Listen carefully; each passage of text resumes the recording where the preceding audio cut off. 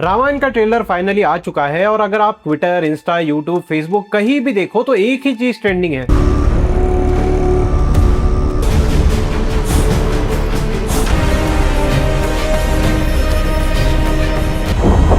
Interesting चीज ये है कि ट्रेलर ड्रॉप किया गया ब्रह्म मुहूर्त में, क्योंकि हिंदुओं में ये मान्यता है कि ब्रह्म मुहूर्त में शुरू किए गए काम काफी अच्छे होते हैं। पर हमारा स्लीप साइकिल ही इतना बिगड़ा हुआ है कि हमने सुबह उठने के जगह रात को ही जाग कर रामायण का ट्रेलर ब्रह्म मुहूर्त पे देख लिया। But anyways, kudos to Namit Malhotra कि उन्होंने ट्रेलर रिलीज के टाइमिंग से ही एक कल्चरल स्टेटमेंट कर दिया। अब आते हैं ट्रेलर ब्रेकडाउन पर। ट्रेलर सरप्राइजिंगली शुरू होता है रावण के साथ जो लंका की तरफ चला जा रहा है। आपको पता है रावण ने कई वर्षों तक ब्रह्मदेव की तपस्या की और उन्हें प्रसन्न करने के लिए अपने 9 सर ऑफर किए थे। अब जब ब्रह्मदेव सच में उसके सामने प्रकट हो गए तो उसने अमरत्व का वरदान मांगा, पर ब्रह्मदेव ने कहा टर्म्स एंड कंडीशंस अप्लाई। तो रावण ने मनुष्य के अलावा सबसे प्रोटेक्शन मांग लिया और इस वरदान के बाद वो इतना कॉन्फिडेंट हो गया कि तुरंत वो लंका कॉन्क्वेस्ट करने निकल गया। ये ट्रेलर का ओपनिंग शॉट वही है। रावण लंका की तरफ जाता है और गार्ड उससे पूछता है,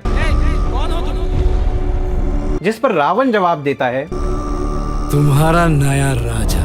क्योंकि लंका पहले कुबेर का राज्य था। रावण और कुबेर दोनों ऋषि विश्रवा के बेटे थे, पर अलग अलग माताओं से। कुबेर ने अपनी तपस्या से लंका बसाई थी जो विश्वकर्मा ने उनके लिए बनाई थी। अब रावण ने घमंड में अपने ही सौतेले भाई कुबेर पर चढ़ाई करके लंका छीन ली। कुबेर को कैलाश पर्वत के पास भागना पड़ा और अपना फेमस पुष्पक विमान भी रावण के हाथ चला गया, जो बाद में सीता हरण के लिए यूज हुआ। दूसरा शॉट है लंका का लुक। कुछ लोगों को लगता है कि लंका का सेट पूरी तरह से सोने का होना चाहिए, जैसा हम सुनते हैं सोने की लंका, लेकिन ट्रेलर में लंका व्हाइट दिखाई है गोल्ड हाइलाइट्स के साथ। And that's actually true to the primary text. Valmiki Ramayana में सुंदरकांड सर्ग 2 में जब हनुमान जी समुद्र पार करके लंका पहुंचते हैं तो वहां वो देखते हैं कि सारे व्हाइट बिल्डिंग्स हैं जिनके विंडोज और गेट्स सोने के हैं और उन पर गोल्डन एलिमेंट्स लगे हैं। तो मेकर्स ने ऑलरेडी वाल्मीकि रामायण का क्लोजर वर्जन चूज किया, ना कि पॉपुलर वर्जन। ये एक चॉइस है जो ट्रेडिशनल साधक और वो लोग जो एक्चुअली रामायण पढ़ते हैं वो अप्रिशिएट करेंगे। इसके बाद रावण का कोरोनेशन दिखाया जाता है, फुल गोल्ड कॉस्ट्यूम, क्राउन, और उसके सामने खड़ी है एक बहुत बड़ी राक्षस सेना।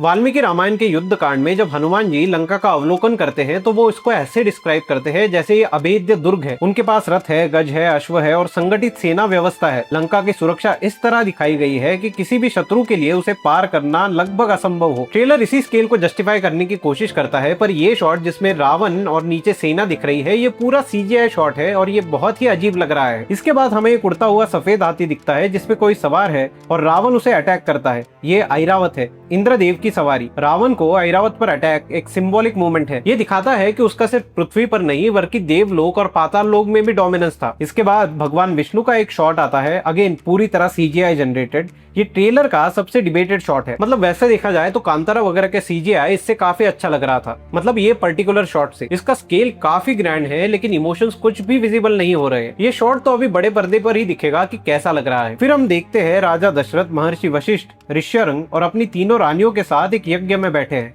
ये पुत्र कामिष्टि यज्ञ था। इसी यज्ञ से एक पायस या खीर प्राप्त हुई जो तीनों रानियों में बांटी गई और उसी खीर से जन्मे राम, लक्ष्मण, शत्रुघ्न और भरत। माँ कौशल्या को खीर का बड़ा शेयर मिला, इसलिए उनके पास आए प्रभु श्री राम। पर ये यज्ञ का सीन जो रामायण में दिखाया है इसमें एक टेक्निकल डिबेट है। अरुण गोविल जो ओरिजिनल दूरदर्शन रामायण के राम थे इस फिल्म में दशरथ का रोल प्ले कर रहे हैं और उन्हें विजुअली DH किया गया है। पर ये DAging इतनी स्मूथ है कि वो ओवर एनिमेटेड लगती है और यज्ञ के वक्त भी हवन की जो फ्लेम्स है उसका कलर बहुत अजीब आ रहा है। It is not at all realistic. अब आते हैं श्री राम की एंट्री पर। रणबीर कपूर घोड़े पर सवार है, आंखों पर पट्टी बंदी है और वो हवा में गिरती हुई एक घंटी को अपनी तीर से हिट करते हैं। इस शॉट का लाइटिंग काफी अच्छा है। एक्शन के पर्सपेक्टिव से आई थिंक ये इतना इंप्रेसिव नहीं है जितना श्री राम जैसे कैरेक्टर के लिए होना चाहिए था, पर ओवरऑल ये शॉट काफी विजुअली ग्रैंड लग रहा है, तो full marks for that. Ranbir के एक्सप्रेशन भी पूरे मूवी में सटल दिख रहे हैं, क्योंकि प्रभु श्री राम की क्वालिटी ही थी मर्यादा पुरुषोत्तम होने की, मतलब डिग्निटी, स्थिरता और धर्म के प्रति उनका कमिटमेंट। तो रणबीर के परफॉर्मेंस में रिस्ट्रेंट दिखाया गया है, एकदम स्थित प्रज्ञ भाव है। आगे एक राक्षस का भी शॉट दिखाया गया है जिसके माथे पर तिलक है।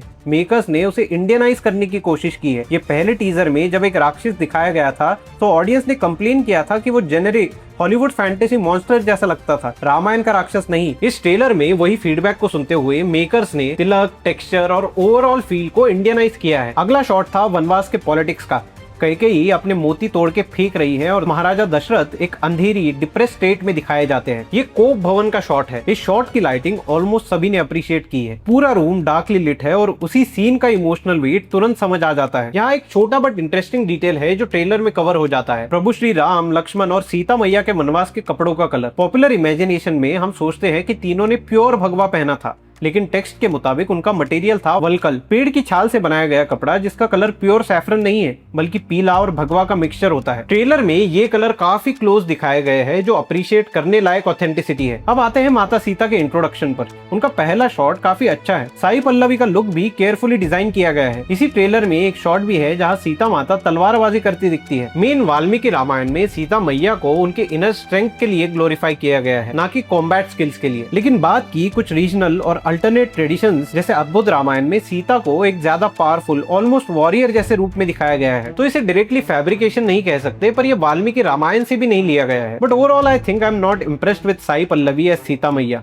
वो जो भाव आना चाहिए वो आई थिंक नहीं आ रहा है। इसमें डायलॉग्स भी नहीं थे, तो वो अब और एसेट्स आएंगे तब समझ आएगा। But I think her character can make the film weak. अब आते हैं शूर्पणखा के कैरेक्टर पर। आगे एक शॉट है जहाँ शूर्पणखा सीता मैया पर अटैक करने की कोशिश करती है। लक्ष्मण उसके नाक काट देते हैं और वो अपने भाई के पास जाती है। उसके तुरंत बाद हम देखते हैं कि एक बहुत बड़ी राक्षस सेना वहां आ जाती है। ये रामायण के सबसे इंटेंस एपिसोड में से एक है। शूर्पणखा खर, दूषण और त्रिशिर की मदद से 14,000 राक्षसों की सेना राम और लक्ष्मण पर हमला करने के लिए भेजती है। ट्रेलर में इसका सिर्फ एक छोटा सा ग्लिम्स दिखाया गया है ताकि एक्शन सीक्वेंस थिएटर में एंजॉय किया जा सके। ये एक स्मार्ट ट्रेलर एडिटिंग चॉइस है। मेकर्स ने इंटेंशनली सबसे बड़ा एक्शन मूवमेंट सेव करके रखा जिससे थिएटर में पहली बार देखने का एक्सपीरियंस इंटैक्ट रहे। So I will be waiting for this battle. Trailer में आगे भगवान परशुराम का भी एक ग्लिम्स दिखता है। ये सीन है सीता मैया के स्वयंवर के बाद, जब प्रभु श्री राम शिव धनुष पिनाक तोड़ देते हैं तो उसकी आवाज भगवान परशुराम तक पहुंचती है। वो गुस्सा करके राम जी को कन्फ्रंट करते हैं और उन्हें चैलेंज देते हैं कि ये विष्णु धनुष उठा के दिखाइए। प्रभु श्री राम ये आसानी से कर देते हैं जिससे परशुराम को एहसास हो जाता है कि उनके सामने खुद विष्णु का अवतार खड़ा है। वो अपनी शक्ति राम जी को सौंप देते हैं और फिर तपस्या करने चले जाते हैं। कास्टिंग एंगल से इंटरेस्टिंग चीज ये है कि सेम एक्टर होके भी राम और परशुराम का फिजिक नोटिसेबली डिफरेंट रखा गया है। ये एक छोटी डिटेल है जो दिखाती है कि मेकर्स ने कैरेक्टर डिफरेंशिएशन पर काफी ध्यान दिया है। आगे इसमें लक्ष्मण रेखा का भी एक शॉट है। एक तीर से जमीन पर लाइन खींची जाती है, but this doesn't exist in Valmiki Ramayana. ये बाद में लोकल ट्रेडिशन और फोक ट्रेडिशन से पॉपुलर कल्चर का पार्ट बन गया। इसका मतलब ये नहीं है कि ये गलत है।